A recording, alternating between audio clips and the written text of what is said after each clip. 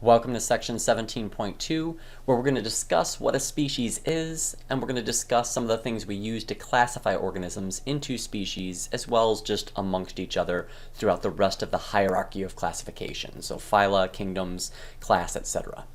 So starting off, there's going to be three species concepts that we're going to discuss. There's actually more than this that exist, but we're just going to focus on three of the more common ones that are used and discuss why they're different, and really just drive home this idea that a species itself is kind of a difficult concept. And there's not one perfect definition that we can always use. It's not a perfect concrete idea. There's going to be a fair amount of wiggle room here. So when you see the idea of species, always make sure you realize the idea of a species is more for us than it is for nature. So the first concept we're going to talk about, and the most popular when we can use it, is the biological species concept.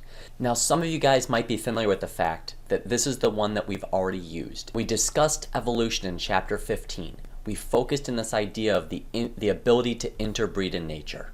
And we said that's what determines what a species is. And that is probably our ideal definition. You know, if we can test to see whether or not two organisms can or will breed in nature, that gives us the best idea of whether or not those two organisms belong to the same species, or if they cannot successfully interbreed to produce fertile offspring, that's our main thing here, then ultimately we would say they are different species. They might be closely related species, but they would be different species. Now the problem with this is there are limitations. This does not address organisms that are asexual, so we can't make them try to interbreed together because there is no together.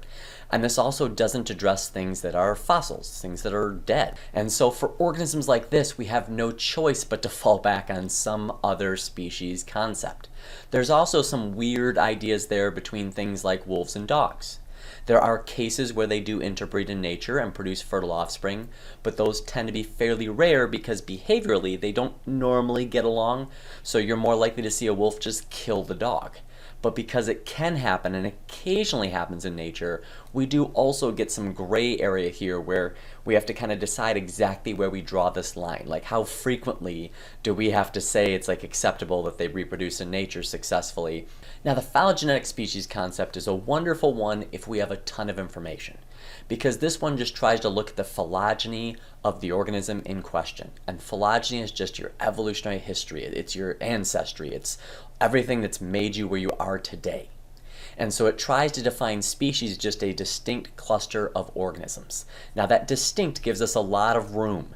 It makes it where we're not just beholden to ability to interbreed. It makes it where we don't just look at them physically. It makes it where we don't just look at where they live or what they eat or their niche. So it allows us to use a lot of different evidences. But the drawback is we have to have a lot of different evidences to really make this work.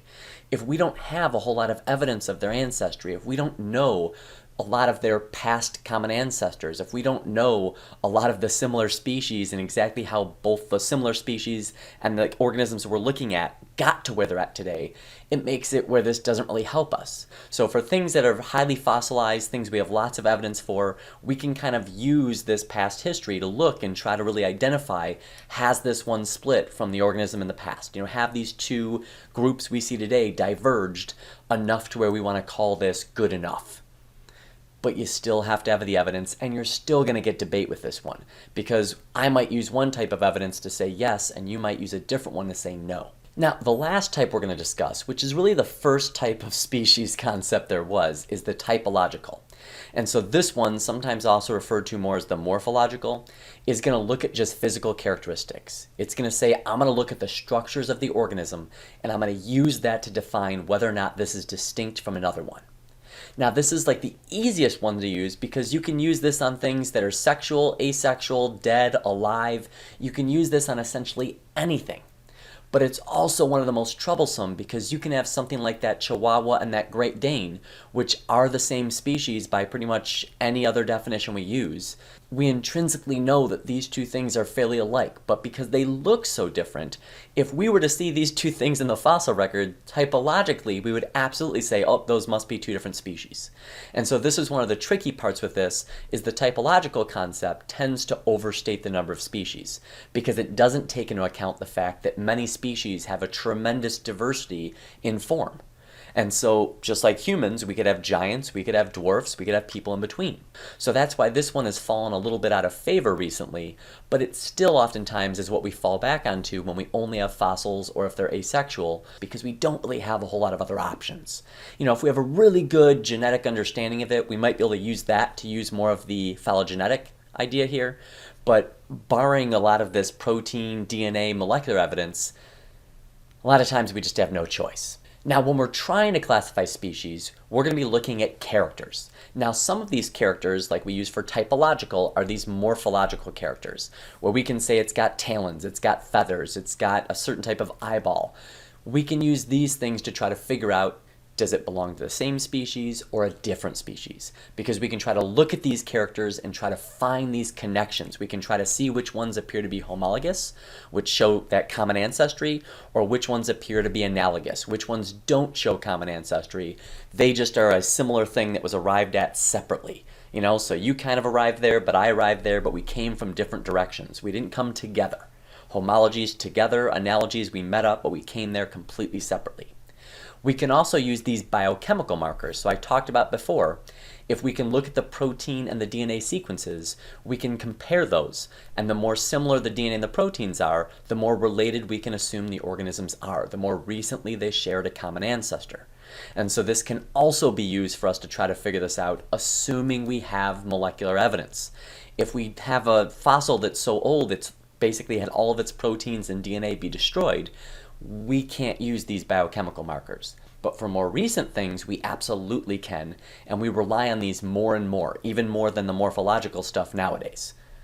Now, an example of how you can see some of these connections is birds and dinosaurs. When you look at birds, you'll see that they have feathers. You'll also see that dinosaurs, many of them at least, had feathers as well. If you went and watched the correct Jurassic Park, Velociraptor would have been about 3 foot tall and would have had feathers. Now, it couldn't fly, but eventually these raptors, the Velociraptor, Deinonychus, Utah raptor, some of these raptors ultimately started to evolve and evolved into birds. So birds are essentially dinosaurs. They're just a subgroup of the dinosaurs. We can also see connections between the two because they both have these hollow kind of honeycomb bones, which allowed for them to be lighter but still strong, and this helped the dinosaurs get to be really big because they didn't have to deal with as much weight. As you get bigger, you need bigger bones. And in dinosaurs, by having these more hollow bones, it made it where it wasn't as massive, so they could keep getting bigger. In birds, this helped them greatly with flight because they're lighter, which helps them fly. So we can see these two characteristics, and there's more, but these two that they share in common, and this implies through homology this shared ancestry. So sometimes when you tell somebody that dinosaurs went extinct, if they're a biologist or someone who knows some biology, sometimes they'll sit there and go, well, not really. The birds are still around and they're technically dinosaurs. Another tool we've talked about that's great for finding shared ancestry is when we're looking at the DNA and when we're looking at the chromosomes, when we're looking at the proteins, is to use this idea of the molecular clock. So we said how when we use this molecular clock, which is essentially how many mutations have occurred in a particular gene, and based upon how frequently that gene tends to mutate, we can kind of calculate back to when there was a common ancestor. So the more mutations that have occurred, the more distantly there was a common ancestor. The fewer mutations that have occurred, the more recently there was a common ancestor. So this can help us see how long ago two types of organisms diverged, which can help us put together this kind of family tree of all of life.